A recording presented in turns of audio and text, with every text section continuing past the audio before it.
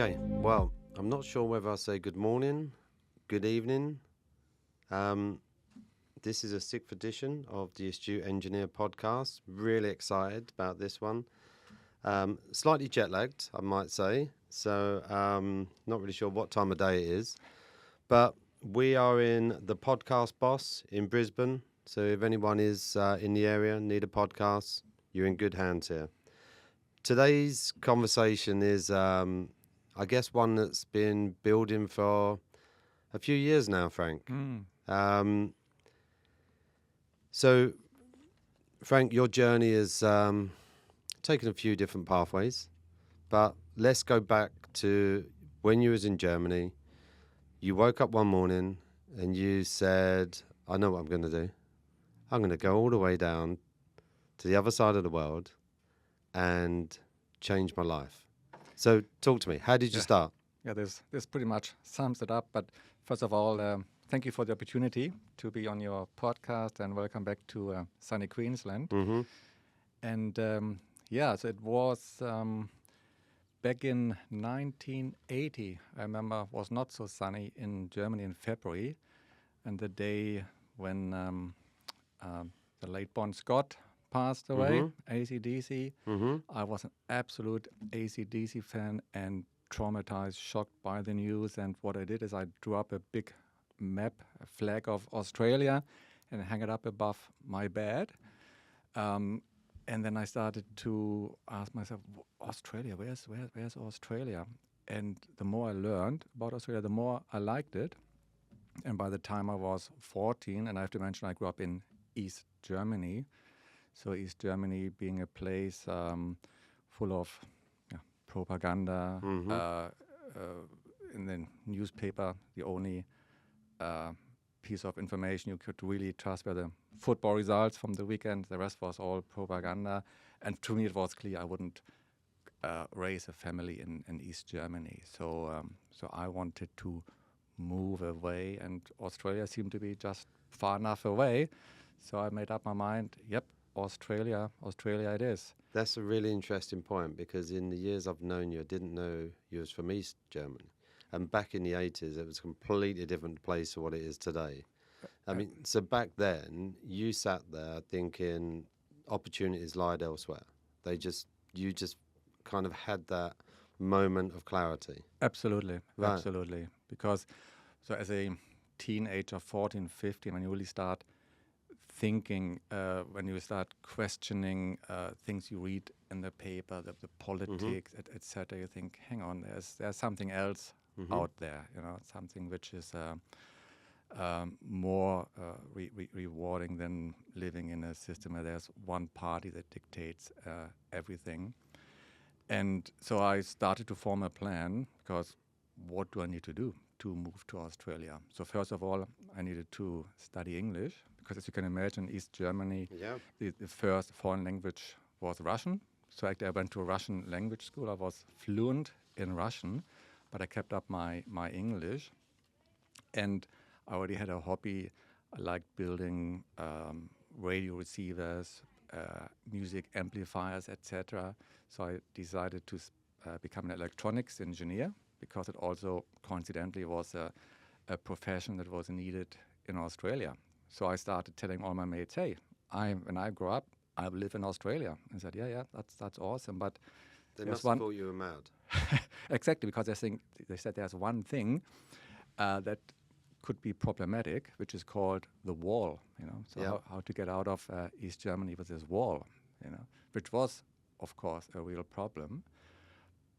But it seemed the stars were aligned, because as I finished my university degree, pretty much 2 months earlier, that's when the wall came down. Yeah. So all of a sudden, I studied in East Berlin, and my first job straight after uni was with Siemens Telecommunication in West Berlin, which again I was really fortunate to have this opportunity, because it was almost like an extension of university. Like those big companies, they invest in graduates, and I learned everything about manufacturing and process control. Things even now 35 years later, I benefit from.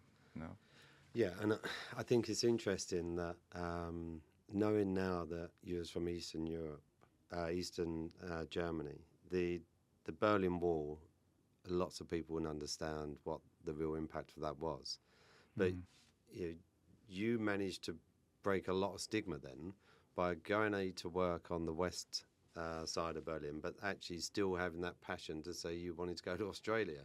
So they must have thought you was mad twice over. Absolutely.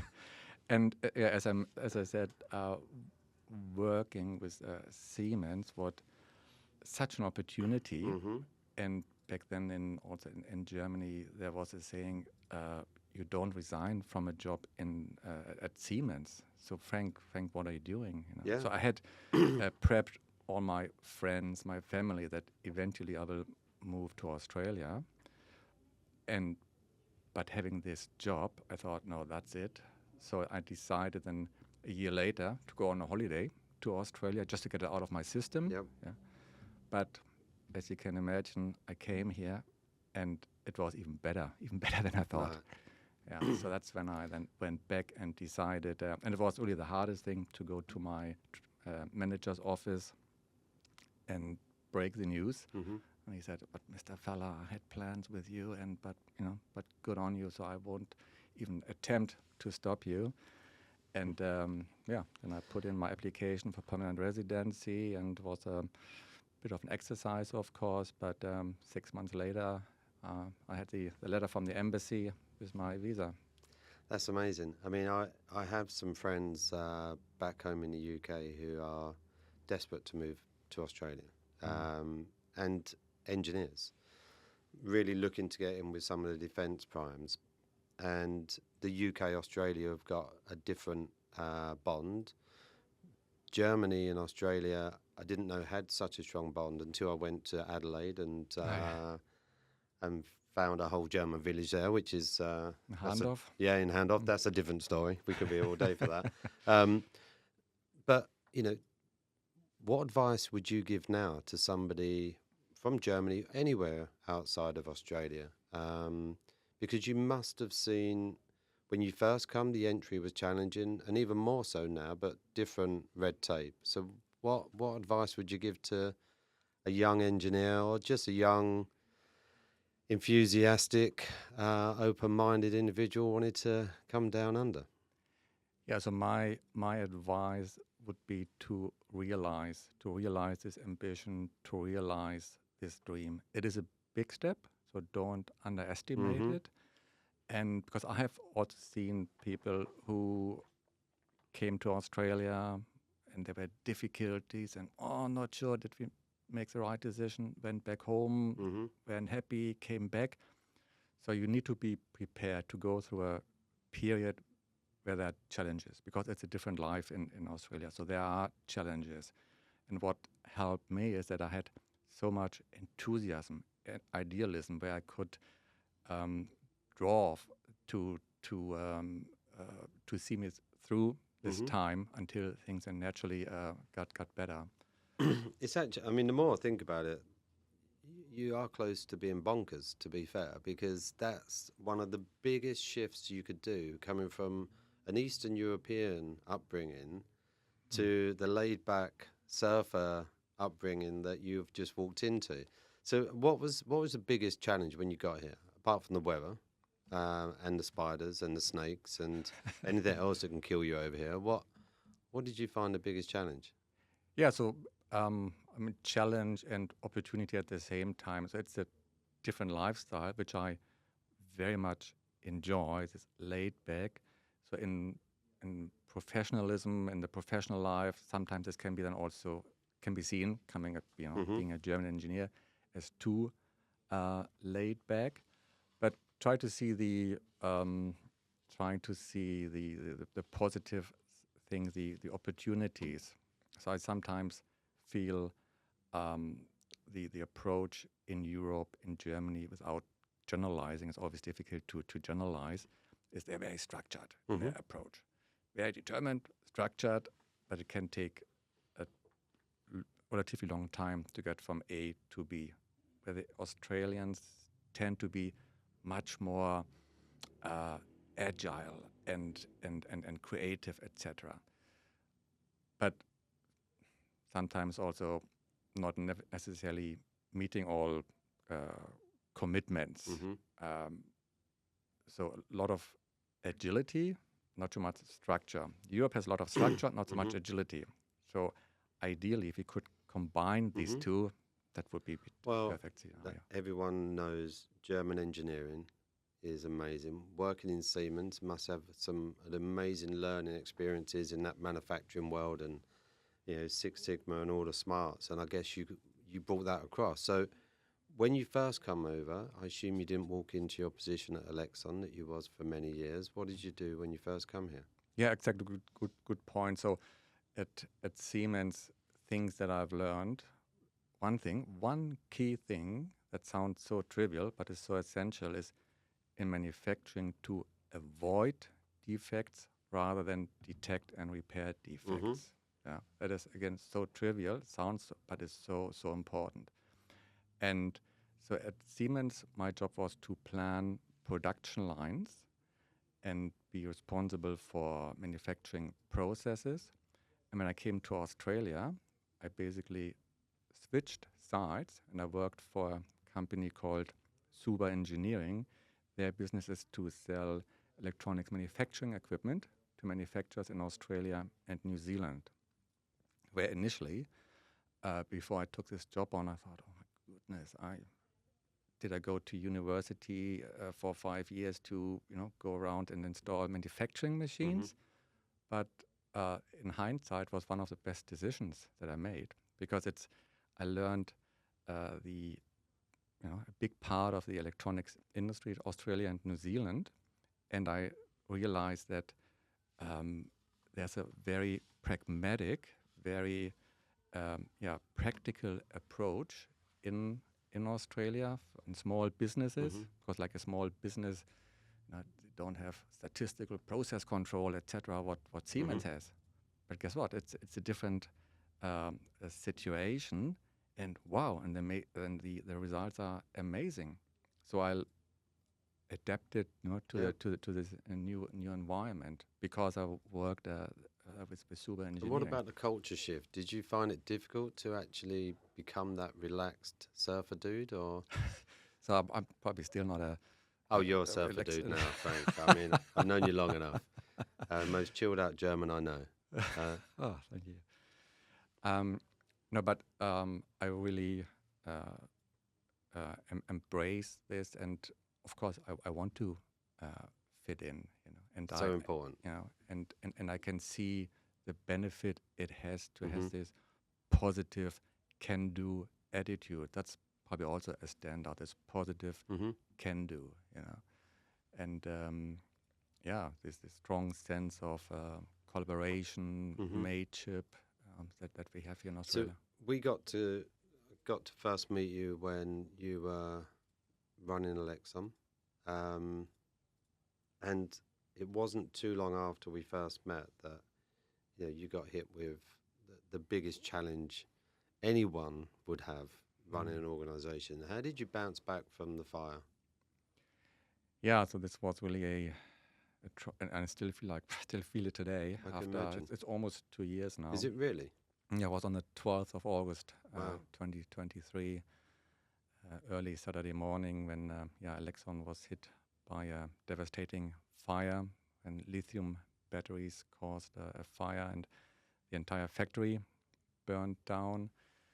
So it was a factory with the latest Industry 4.0 electronics manufacturing setup that we had built up in the previous 4 to 5 years to be ready for defense projects. We had won the first defense project. Those the manufacturing equipment was established also with the help of government grants. There was a fair bit of work involved, and then it all went overnight. So the silver lining was that the material was stored separately, the components, and 90% or so survived. So this gave us a running chance to start again.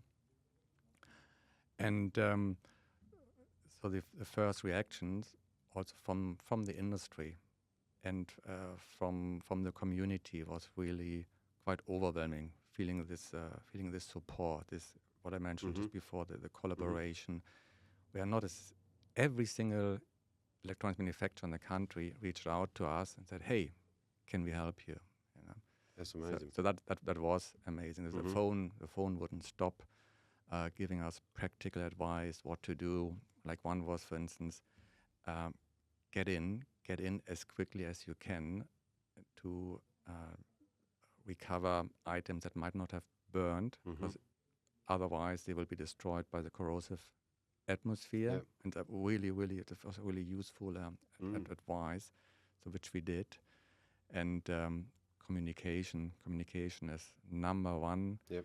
With your customers, with the suppliers, but also, of course, with the team foremost, because the team they see on television, the factory in flames. Do we have a job? And yes, you have a job. This job is secure because we will rebuild. Yeah, that human element. I think, and certainly from what I understood, the way you mobilized, built that community, got everyone to buy into the bounce back, and how quick you bounced back was quite amazing. Yeah, so I think the stars were lined up, because only 2 weeks after the fire incident, we found a suitable new facility, just 1.5 km down the road, and even better, much better suited than the old place. And the tenant there was at a time ready to move out. So 2 weeks after the fire event, we took possession of this new building, and then also our suppliers, the machine suppliers, came to the rescue, which was amazing. Hey, Frank needs this machine. We need to help Alexon. Oh, we bumped this customer. They said they're happy to wait. And there's a machine in the showroom in Malaysia that we can ship. And we needed a flying probe. Remember, a flying probe on Tuesday for a project. And then this flying probe comes from Italy, from a little town in the Tuscany, and they managed on a Thursday afternoon to put it on a truck, send it to Milano, on a plane via Dubai to Sydney on Sunday. Custom clearance, everything was done in advance. Monday on a truck overnight to Brisbane, got here Tuesday morning, installed, ready to run on Tuesday afternoon. So we were able to have a line. Sometimes I said it's like a running 3 cylinders on a V8, but we had a SMD manufacturing line set up in a tent, like a party tent in the warehouse, but fully air conditioned, etc., and built our first boards after 6 weeks, our first PCB assembly after 6 weeks. Yeah, I mean, I bet looking back on that now, you must feel incredibly proud. And but that community piece, you built that up over the reputation of you and Alexon, and I think it was amazing. I mean, I've obviously heard the story, and I think shocked that you managed to get back up and running as quick as you could, because you had people's lives at risk as well, because you needed to get back being in production, so it was a big weight on your shoulders. It was, and as I said, it was really the teamwork. It was also such a bonding exercise, and we all had this common goal to pull through. And really a shout out also to our competitors. I always refer to our competitors as our friendly competitors, who said, how can we help? And we said, we need, even though we had this one line, but not enough capacity to fulfill all our needs. So I said, we can help. Then I showed them the boards, and without doing a sophisticated quotes, like, that one $5, that one $10, and of course it would have cost a multiple of this, but just to help us, that's amazing. Just amazing. I mean that, and I guess that. So your next part of your journey is the PCB Connect, and I suppose you was kind of connecting all the different manufacturing elements around that period. But where are you heading with PCB Connect? Yeah, so PCB Connect, that's an initiative to bring PCB fabrication back to Australia. That's something I've been really passionate about, been advocating for many years, because I'm passionate about manufacturing and also manufacturing in Australia, and that's a capability that we have lost as a nation. Yeah. So I remember when I came here in the 1990s, there was a vibrant electronics manufacturing industry, including PCB fabrication, and in the following decades, the majority of it moved overseas, mainly to China. And of course, we've seen a trend to reverse this, triggered by COVID. But it's a hard path to bring it back. People have moved on with their careers into different directions, etc. So this whole skill set, that's one big thing to build up again. And of course, PCB fabrication is a very specialized set of skills to bring this back, costs, etc.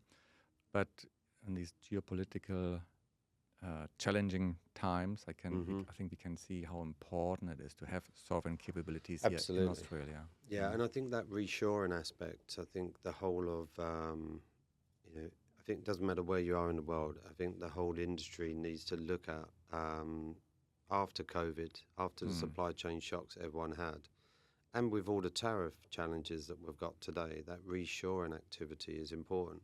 We've just recently set up a PCB division, and it's something that we didn't. I'd be honest, I don't know enough about PCBs.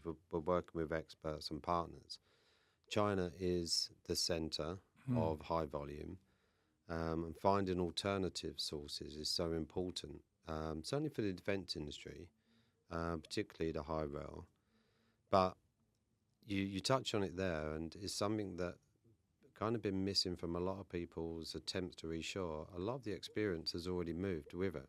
So how do you regain that experience, not just reshoring the activity, but getting that expertise back?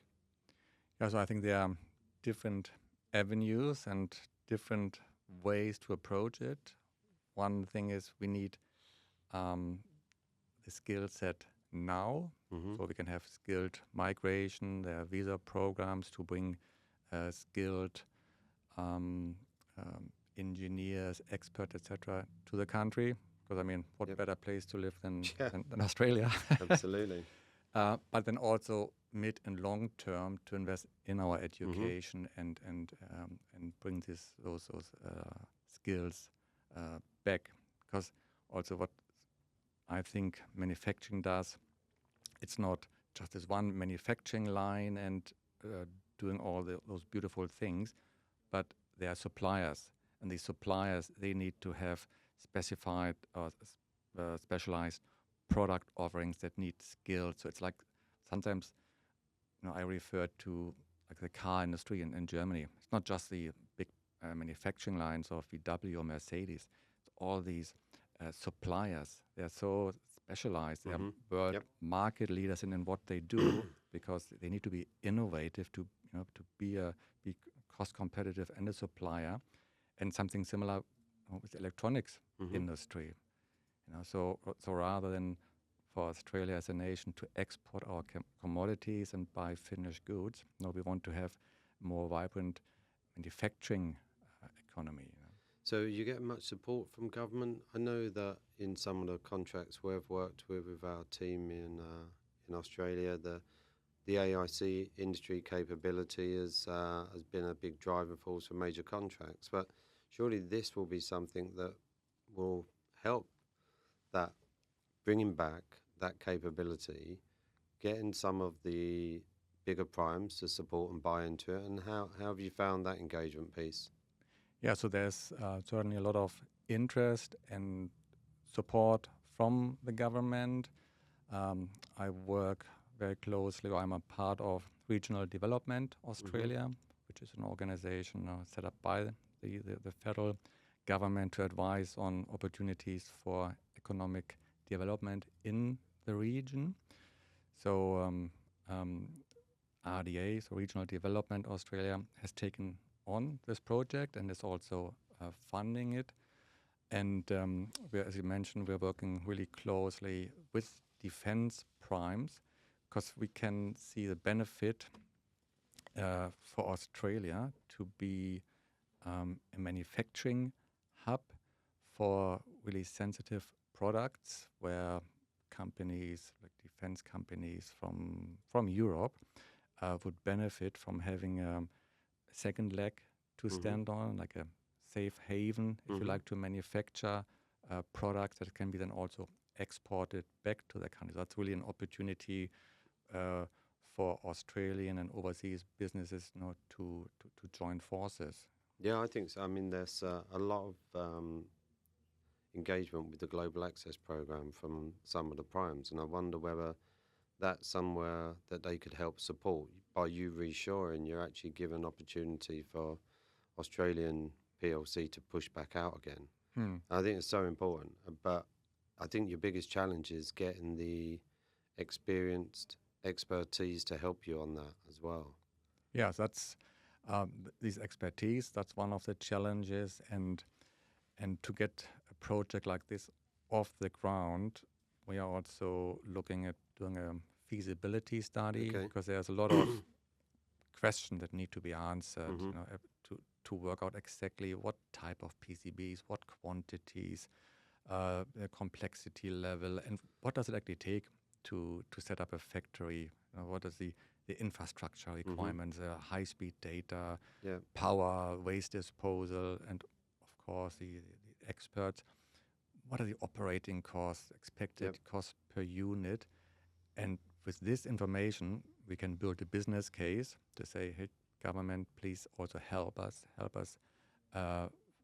fund such an investment. And that's where we seek support from the global supply chain to help funding such feasibility study. Yeah, I guess this isn't going to be a cheap project, but you want to get long-term stability. And I think I hear a lot about resilience in supply chain, sustainability. You can only do that if you reshore that key activity. Yeah, good luck. I mean, it's going to be, you're going to hit more bumps along the way, but the stars keep aligning for you at the moment, Frank. So well, thank you. Look, we've shown throughout the journey that we don't easily give up. So we are determined to continue, and we get a lot of positive feedback and tap on the shoulder and say, yep, it's the right thing to do, and the whole initiative is gaining more and more momentum. So we had this event called PCB Connect in February, where all the stakeholders from across the nation came together, industry representatives from manufacturers, remaining PCB fabricators in the country, defense primes, academia, all came together, and the conclusion was, yes, that is something that we need. So building on this momentum, then we keep going. Yeah, I remember the event, and it certainly appeared to be well supported. You want someone to come along the journey now and really give it a little bit of impetus and support. But yeah, I'm sure you'll find a way to make this a success. Now, outside of the working environment, you're a keen photographer, and we normally set up a few questions. And it'd be really easy for me to ask you a very open question about where would you like to take your next big picture. But actually, I'm a Tottenham fan, as you know. So if there was one iconic sporting event from history that you would love to have been there to take a picture, what would it be? England, 1966. Of course, the goal, which wasn't a goal. Okay, moving on. But I mean, you must have taken some amazing pictures, and you're spoiled in Brisbane. I've not travelled enough in Queensland, but you've got some stunning places. But what do you prefer? Are you looking at landscape? You're looking at people, animals? I love faces. I love people. Right. So I've traveled to places like South America or Vietnam or China. like for instance, to take photographs of the cormorant fishermen in China. So that was pretty cool. But also landscapes. Like just last year, I went to Iceland. Iceland is just amazing. So that's really fascinating. That's where I think then the engineering comes in landscape photography, set up, get everything right. Whereas faces, people, that's more spontaneous. But I really, really also enjoy it. It's very rewarding.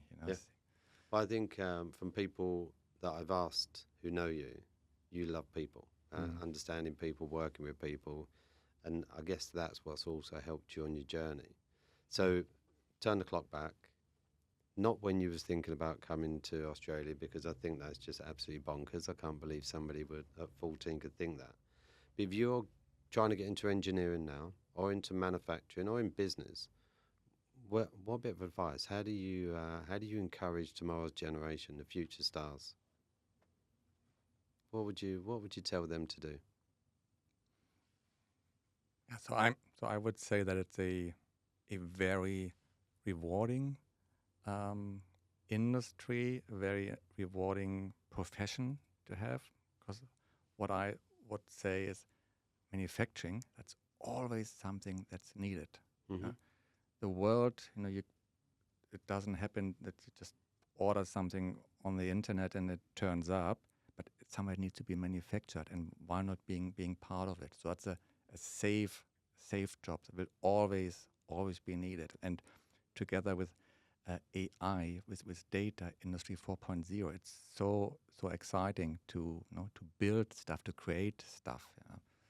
So so I find it very stimulating, inspiring, and that's what I would like to pass on. Yeah, and I always ask, I read a lot of books and try to take a small snippet from a book. What inspiring books have you read recently? Anything that jumps out? Yeah, there was actually one book. It's called Principled, and it's written by Dr. Paul Browning, the former principal of local school here in Brisbane called St. Paul's School. My children went to the school, so I actually know Dr. Paul Browning, an amazing individual who won the prize of the Principal of the Year in Australia, and the school won awards, etc. And the book is about 10 principles to become a more trusted leader. And I find it really, really inspiring. Also from the point of view, I know him, I know how it works. So whatever I read in this book, I know, actually in practice it works. So that's something I can. It's really good reading. So that's something I can recommend. The Principled. Yeah, that's interesting. I didn't know what to expect actually. But I guess the thing that resonates is the trusted and the leader. It's been good to talk. I don't doubt you're going to be successful in this next part of your journey. Hope we're part of it and we can help in any way. I should really be having this podcast on the beach in a pair of shorts, flip-flops or thongs, as you would say, with a schooner, or a nice glass of wine. I'm in this office, although it's an amazing podcast, so well done, the podcast boss. Okay. Thanks for your time, Frank. Thank you. Good stuff. Thank you.